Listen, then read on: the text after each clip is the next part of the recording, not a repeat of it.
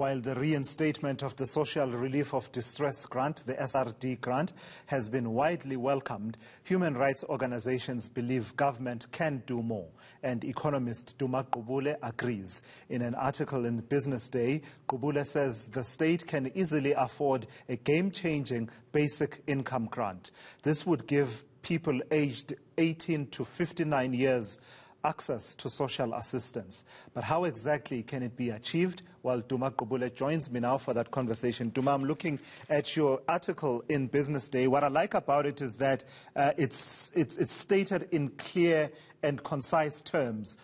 Usually, you economists tend to have a debate amongst yourselves, but I like the fact that this one takes me on board. I'm able to follow the line of thinking. So let's unpack it a little bit then, Duma. You're saying that President Ramaphosa, it's welcomed that he reintroduced the Social Relief of Distress Grant, the 350 Rand, and expanded it to categories that were previously not included of caregivers. But he missed an opportunity. What was that opportunity that he missed? Thanks, Thulasizwe. I think he missed an opportunity to implement a basic income grant. Our economy has been battered. It needs a large stimulus to the economy. So now what I did the numbers based on updated data since this morning from the presidency, and this grant will be paid to 9.5 million people, and that is including 3.5 million caregivers. And that will be it will cost about 26.6 billion rands for the rest of the financial year. Then I did my calculations on a study that was done by the Institute for Economic Justice, which assumed a 60% of people take up this grant at the food poverty line, which is 585 rands a month. It would cost 144 billion rands. Now, when the people spend the 144 billion rands, a lot of money comes back to the government through VAT, through income tax. You will get it, and then you'll pay income tax on that. And then there's also what economists call a fiscal stimulus. So every rand of spend generates more than a rand in terms of GDP growth. So after taking all of that into account, I believe that the net cost of this grant, after all the money that's come back to the government, will be about 72 billion. Now, what the president just announced was about 26.6 billion rands for the rest of the year. So I just said it would have taken an extra 45 billion rands to implement the basic income grant. And that would only result in an increase in the debt ratio of 1%. So it is a small price to pay for something that could make so much difference to millions of South Africans. And I believe it could be the most progressive policy ever implemented by the government since 1994. I think the government would be forgiven for all their mistakes by many South Africans over the past 27 years of mismanaging the economy. I'm actually quite certain that the government will introduce a basic income grant at the next budget, but it will probably be something smaller than what we are asking for. But I think the government needs to understand that the whole point of a fiscal stimulus is that it must be big. And what we saw in Brazil, where they implemented a huge corona voucher stimulus to the economy, where they gave cash payouts to millions of Brazilians, it has resulted in a recovery of the Brazilian economy. The Brazilian economy started implementing this grant when they had a higher tax ratio and debt ratio than ours, which is in the 90%.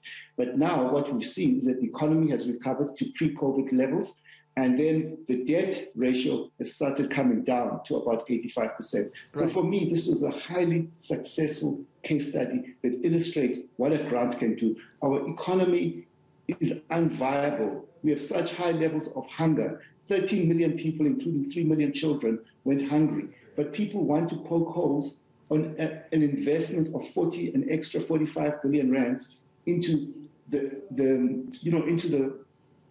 into this economy that would make a big difference to millions of South Africans. I just don't understand. So let's go through it step by step, Duma Gqubule. From your article, there are two options. There's funding it at the food poverty line of 585 Rand per month. That would be the basic income grant. Then there's the other option of funding it at the lower bound poverty line, which is different from the food poverty line. The lower bound poverty line, if we had a basic income grant at that level, you're saying it would be 840 rand per year. Each one of these has specific cost implications. And you say if we fund it at 585 rand per month as a basic income grant, it would be about 144 billion rand. And I assume that's per year, per financial year. And if we fund it at 840 rand, it would be 206 billion rand per year. Where would this money come from, Duma Gqubule? Even this extra 45 billion rand that you're talking about, that you're saying the president could have added to this, because you're saying what he did adds about 26.6 billion rand for the rest of the financial year, so meaning between July and April next year. You're saying if he had added an extra 45 billion rand, this would have been possible. But where? Where does he get the money from? Where does he and his government get the money from? Okay, so Thulasizwe, what I believe is that a stimulus means the injection of new money to the economy. So by definition, in a stimulus, you don't tax the money away from the economy, because taxes withdraw money from the economy. And at the same time, you don't reprioritize existing spending. So I'm saying, just to make it easy for South Africans, we must allow the debt ratio to go up. And at the first level, at the food poverty line, it goes up by 1%. Now, when you go, so the first one was, and thanks for reminding me about the numbers, I'd forgotten about them. From 72, then we go up to 100 the next year, and then I think it's 200 the final year. So that is what I'm saying. If we implement it over 3 years, it can make a big difference. The studies that I saw from an organization called ADRS says once you implement it at the upper poverty line, you'd reduce poverty rate by 66% and inequality by 14%. So for me, the beauty about this is that it addresses the issue of poverty directly, instead of looking through indirect means to address the issue of poverty. And in simple terms, you're saying we should borrow.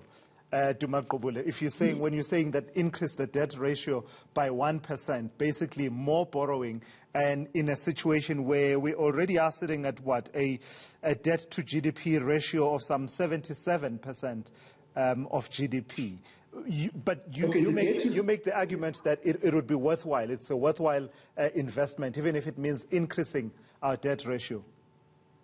Yes, but what happened, as we will see with Brazil, as you stimulate the economy, the debt ratio will come down. So that's the only way that you can get this debt ratio down. But now I saw the latest forecast from PwC. They say that the growth, because of these lockdowns, because of the power blackouts and the unrest that we've seen, has gone down to 2.3%. So that means it will take many years for us to reach 2019 level of the economy. But now, if we start stimulating the economy, and one of the easiest ways to stimulate the economy and bring this debt ratio down is to put this basic income grant into the economy over the next 3 years.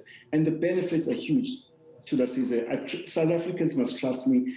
They must just pray that it will work. I trust you. I mean, I definitely think it will work, yeah. So the big takeout from our conversation, Duma Gqubule, for you, the benefits outweigh the sacrifice of increasing our debt ratio, of moving monies around here and there, and then getting this basic income grant going, hopefully taken up by at least 60% of the population.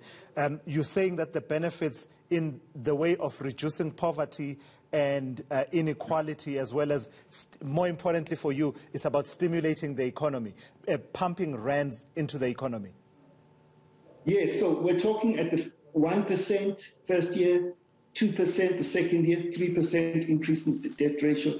And you're going to see the debt ratio come down as the economy recovers. But what's happening now is that our debt ratio, because the economy is not recovering, won't improve at all. So you've put it correctly, Thulasizwe, that the increases in the debt are so small that it's not even worth it trying to tax the money back, because you're going to be taking it away from the economy. So that is what my analysis has shown now. All right, Duma Gqubule, thank you for your time. I always enjoy your insights there. Do look out for Duma Gqubule's opinion piece in the Business Day, in the opinion section from today's Business Day.